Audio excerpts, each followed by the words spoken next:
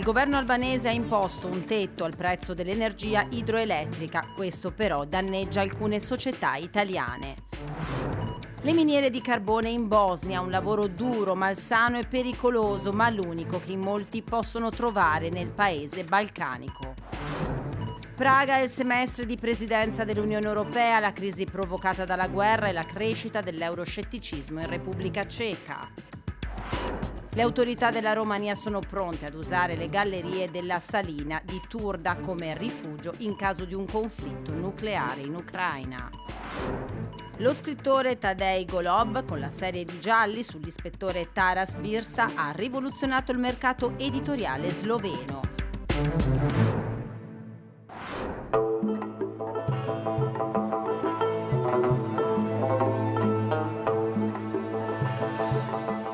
L'Albania, grazie alle sue montagne e ai suoi fiumi, ha grandi potenzialità nel settore idroelettrico, che contribuisce fino all'80% al fabbisogno energetico del paese.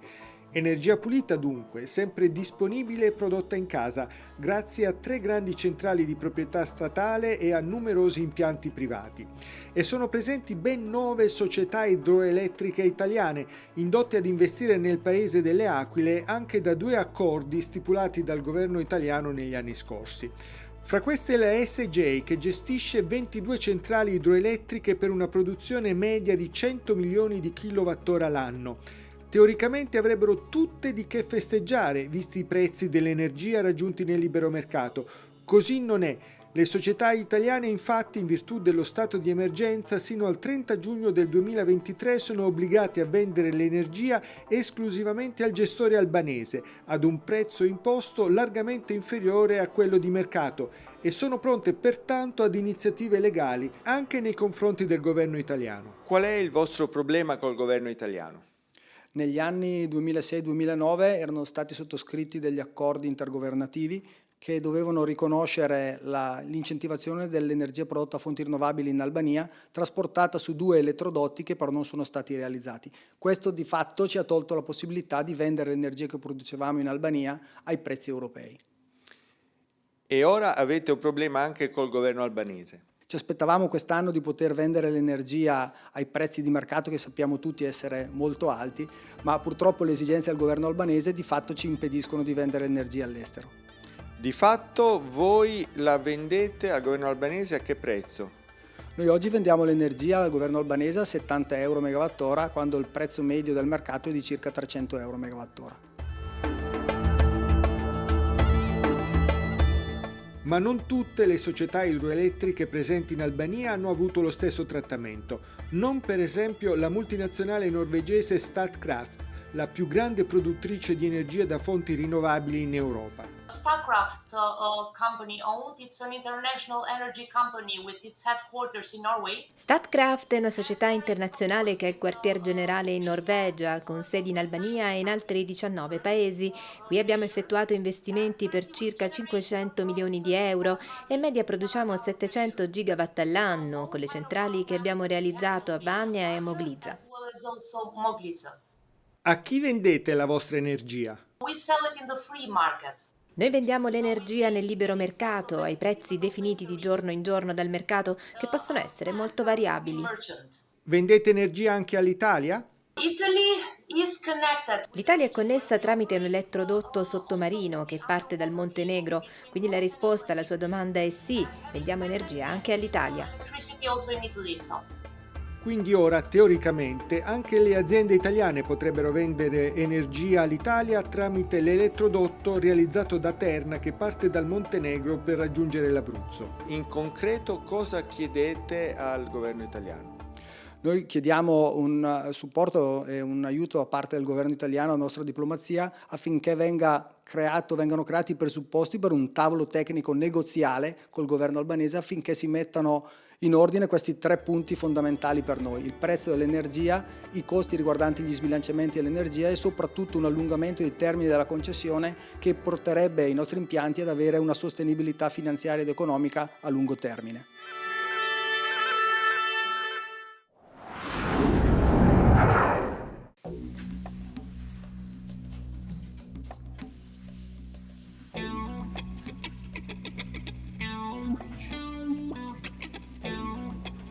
Il pozzo si chiama Stretno, buona fortuna. È anche il modo con cui i minatori si salutano. Qui nessuno dice Dobar dan, buongiorno, solo Stretno per scaramanzia.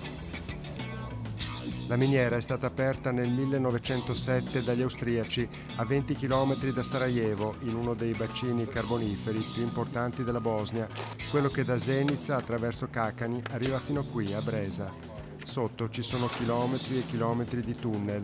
Per arrivarci bisogna scendere per 350 metri. Trenutno je oko 960 zaposlenih u rudniku Breza. In questo momento siamo in 960 a lavorare nella miniera di Breza. Io sono arrivato qui che avevo 19 anni. A gennaio dell'anno prossimo, se Dio vuole, saranno 19 anni che sono qui. Ci lavorava mio nonno, poi mio padre, adesso io. Mio figlio però, se Dio vuole, non ci lavorerà, almeno spero. Perché? Perché il lavoro del minatore è pesante, lo vedrete, è pesante fisicamente, le condizioni sono pesanti. Per raggiungere il fronte dell'estrazione bisogna camminare per 2 chilometri e scendere ancora. Nelle gallerie c'è acqua e fango, il carbone dappertutto. Questo è carbone scuro, quello con la maggior capacità calorifica, il migliore che ci sia in Bosnia e Erzegovina. Il problema è l'acqua sotterranea che ci rallenta. La buttiamo fuori in continuazione con una serie di pompe per non interrompere il lavoro. A mano che si procede verso la zona delle estrazioni, le gallerie si restringono. Dove non ci sono più lavorazioni, gli spazi sono più ampi. Avvicinandosi alla zona dove stiamo operando, i tunnel diventano più piccoli, perché quando estraiamo il carbone aumenta la pressione sulle gallerie. Possono esserci dei crolli, per questo sono più piccoli. Il lavoro è diviso in 3 turni da 8 ore, 7 giorni su 7. La miniera non si ferma mai. La manutenzione di spazi e macchinari è continua. Le condizioni di temperatura e di areazione sono complicate, la paga è di 600 euro al mese. Io sono un elettricista, lavoro qui dal 2007, noi ci occupiamo delle installazioni e manutenzioni delle apparecchiature, di tutto quello che riguarda i servizi elettrici. Dipende dalle necessità, anche di scavare il fango. I binari sono assicurati al soffitto delle gallerie per rendere gli scavatori più stabili. Dai nastri escono quasi 2000 tonnellate di carbone al giorno. Il pozzo di Stretno alimenta la centrale termoelettrica di Kakani. Quasi il 70% dell'energia elettrica di cui la Bosnia-Erzegovina ha bisogno proviene dal carbone. Entro il 2050 il paese dovrà completare la transizione verso fonti di energia rinnovabile, secondo quanto stabilito dalla Commissione europea. Di transizione però qui non c'è ancora traccia, se non per l'innalzamento dell'età media dei lavoratori. A Breza, quando un minatore va in pensione, non viene più rimpiazzato. Osnovna djelatnost u Brezi je rudnik. Qui a Breza la miniera è l'unica fonte di impiego. Se la miniera dovesse chiudere, per noi sarebbe il collasso. Ci lavorano quasi 1000 persone. Tutta la città di Breza vive della miniera. A nessuno piace fare il minatore. Io non avevo nessun desiderio di farlo, ma questa per noi è l'unica fonte di sostentamento. Se chiudono la miniera va bene, ma bisogna aprire altre fabbriche dove i minatori possano lavorare e guadagnarsi l'esistenza.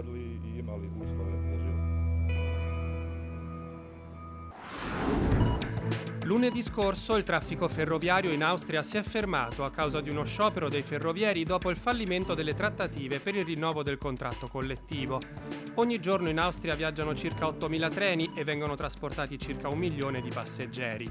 Con un'inflazione dell'11%, i ferrovieri chiedono aumenti salariali del 12%, mentre i rappresentanti dell'azienda e quindi anche del governo hanno offerto un aumento solo di poco superiore all'8%. Le trattative per il momento sono state interrotte. Dello sciopero dei ferrovieri in Austria si è discusso molto perché nel paese alpino gli scioperi sono rarissimi. I datori di lavoro e i sindacati quasi sempre trovano una conciliazione che viene comunque favorita dalle norme sull'attività sindacale e sulla rappresentanza delle parti sociali.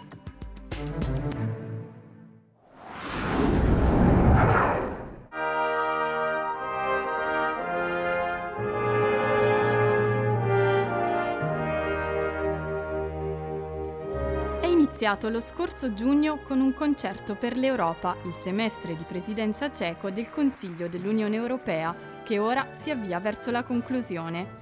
Un compito che la Repubblica Ceca ha assunto con orgoglio.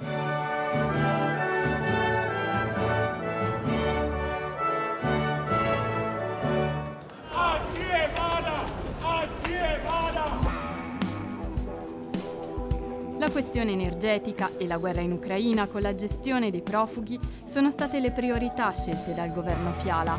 Di orientamento liberal-conservatore, Fiala è succeduto nel dicembre 2021 al miliardario Andrej Babiš, populista che sull'Unione Europea aveva posizioni più critiche.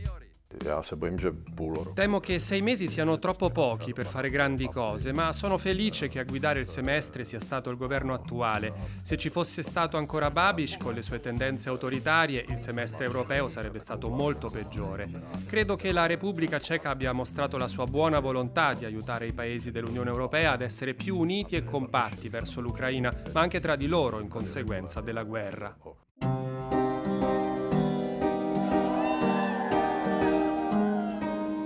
La popolarità dell'UE nel paese è stata instabile nei 18 anni dall'entrata nell'Unione. L'aggressione della Russia in Ucraina ha rafforzato l'identificazione con l'Europa democratica. La maggioranza della popolazione vorrebbe ora un rafforzamento della difesa comune e l'acquisto congiunto di petrolio e gas. L'aumento del sostegno all'Unione Europea non va però di pari passo con una maggiore soddisfazione per il funzionamento delle istituzioni dell'UE. Il campo dei Czech-sitters, una minoranza che chiede l'uscita dall'UE, ha trovato terreno fertile nell'inflazione. L'Unione Europea è vista come la colpevole dei rincari. Nella capitale diverse manifestazioni, più o meno partecipate, hanno intonato lo slogan «Prima la Repubblica Ceca». Nel centro di Praga i cittadini sembrano divisi. Non so cosa faremo senza l'UE. Penso sia molto importante. Ora, con la guerra in Ucraina, la Repubblica Ceca sta presidiando l'Unione Europea. Mi sento cittadina europea, ma la UE ci vieta molte cose. I cechi non sono del tutto sovrani. Quando passo per queste strade vedo tutto scritto in inglese. Mi sembra si facciano tante cose per gli stranieri e non più per i cechi. L'euroscetticismo nel paese si appoggia su una lunga tradizione che ha il suo capofila in Václav Klaus, primo capo del governo della Repubblica Ceca. È cresciuto durante il governo di Andrej Babiš, ora candidato alla presidenza della Repubblica nelle elezioni di fine gennaio. Ancora più a destra, il leader Tomia Okamura, con il suo partito, spinge da tempo per l'adozione di una legge referendaria che consenta ai cittadini cechi di votare sull'adesione alle organizzazioni internazionali. I cechi desideravano molto entrare nell'Unione Europea dopo il comunismo, era come passare dall'inferno al paradiso. Nel referendum fatto prima dell'adesione il risultato è stato netto. Per me resta un mistero il perché dopo il 2004 sia cambiata l'atmosfera e si sia sviluppato questo euroscetticismo. Sposo la tesi dello storico americano Timothy Snyder, sostiene che questo processo sia stato avviato dalla Russia che voleva portare i paesi dell'Est Europa dalla sua parte.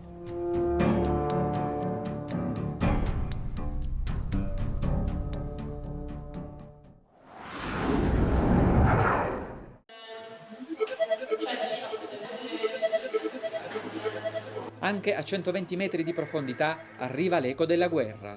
La salina di Turda, nel nord-ovest della Romania, dista poco più di 200 km dal confine con l'Ucraina.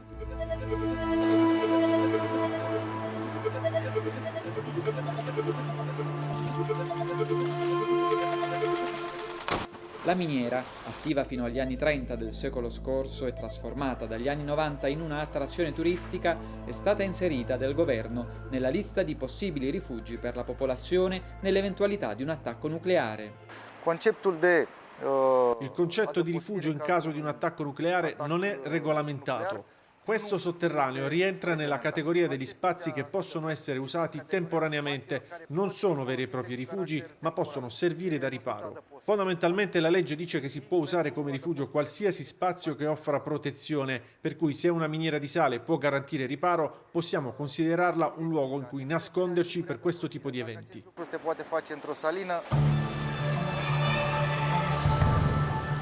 Non è la prima volta che un conflitto cambia la destinazione d'uso della salina.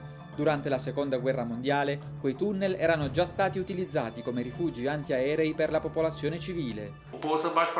Nella miniera possono entrare molte persone, ma ci sono diversi problemi pratici. Prima di tutto dovrebbero esserci delle esercitazioni. Sono necessarie quando ci sono grandi masse che hanno bisogno di sapere come muoversi e non devono essere lasciate nel panico.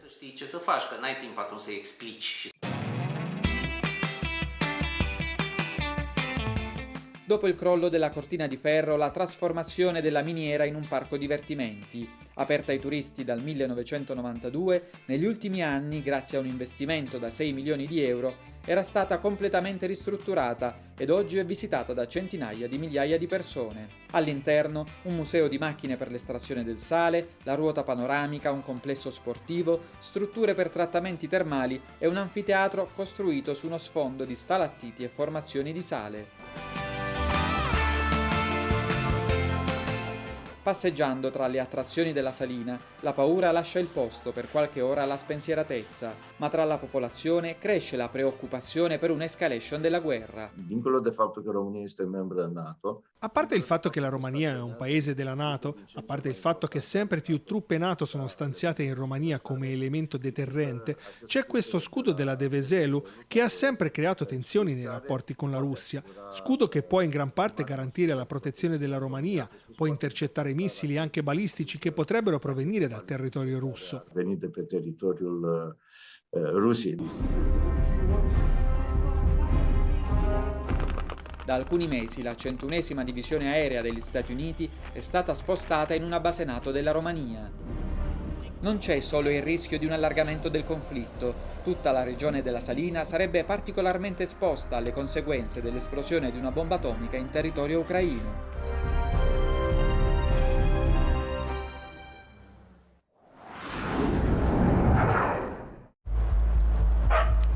Il cadavere decapitato di una ragazza ripescato in un lago. L'ispettore della polizia slovena Taras Birsa, che suo malgrado è coinvolto nel caso.